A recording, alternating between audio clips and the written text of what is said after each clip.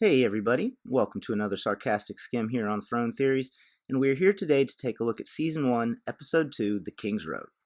We start this episode off following the Dothraki, where we learn several things about them, including how unimaginative they are. Say there are fields of ghost grass, with stalks as pale as milk that glow in the night. Mud is all other grass. The Dothraki believe that one day it'll cover everything. That's the way the world will end. That has got to be the most boring end-of-the-world prophecy I've ever heard, which is surprising considering what an active bunch they are. I mean, I get the symmetry of it. They need horses need grass, so bad grass will end up being their downfall.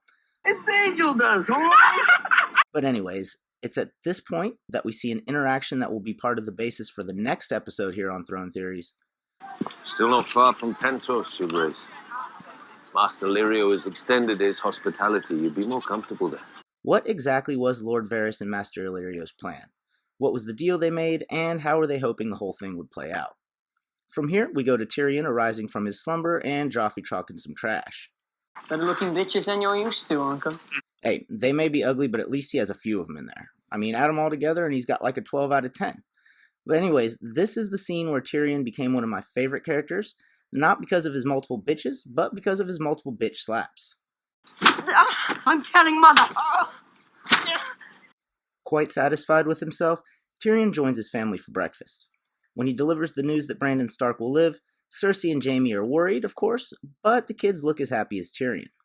Jaime's line about rather having a clean death than live as a cripple, while Tyrion holds the opposite stance, makes sense here because as of that point, Jaime has never had to deal with any sort of physical imperfection and was unable to imagine it, whereas Tyrion had dealt with it his whole life. Having heard that Bran might live, Cersei immediately goes to check it out for herself, and while she's there, she tries to create a bond with Cat Stark by pointing out how she had also lost a child, but she still can't help from getting one last jab in. I pray to the Mother every morning and night that she return your child to you. Perhaps this time she'll listen. All the while, Jaime is making fun of Jon Snow for joining the Night's Watch. From there, Jon goes to visit Arya. My things weren't properly folded, she says. Who cares how they're folded? They're going to get all messed up anyway. I tried to use that exact same argument with my mom when I was a kid, and it didn't work for me either. In this scene, not only does Jon give Arya her sword and needle, but we also see exactly how close he and Arya are. When he goes to say goodbye to Brandon, we get to see how hostile Cat is towards him, and you know it must have been bad because she wasn't even hesitant to do it right in front of Ned. When Jon is saying goodbye to Ned, he confronts him about his mom's identity, and a visibly shaken Ned promises to tell him about her the next time they meet. Quick side note, this will also be a topic of an upcoming discussion episode. Did Ned Stark handle the Jon Snow situation well? And if not, how should he have? From here, we go to see King Robert's hunting trip, where an uncomfortable Ned listens to Robert talk about his sister and asks him about Jon's mother, to which he refuses to answer. We also see that Robert is both aware of and scared of Dany's marriage to Khal Drogo, while Ned just dismisses it, although Robert was right to be worried about the marriage, even though Dany clearly doesn't seem to be enjoying it at the moment. From here, we see Jon Snow getting his first glimpse of what life at the Wall will be like, even though he hasn't gotten there yet, and of course Tyrion is right there talking shit as he tends to do. However, my two favorite aspects of this scene are A, the insight we get into Tyrion's character. My brother has his sword, and I have my mind, and a mind needs books like a sword needs a whetstone. That's why I read so much Jon Snow. And B, life is full of these little ironies. That statement in the context of the many ironies present in that conversation, which are way too many to get into here, but may be the topic of another episode. Catelyn Stark doesn't care about appointments, so Robb says he will attend, but when he goes to investigate a fire, a rather ugly fellow comes in to kill Brandon.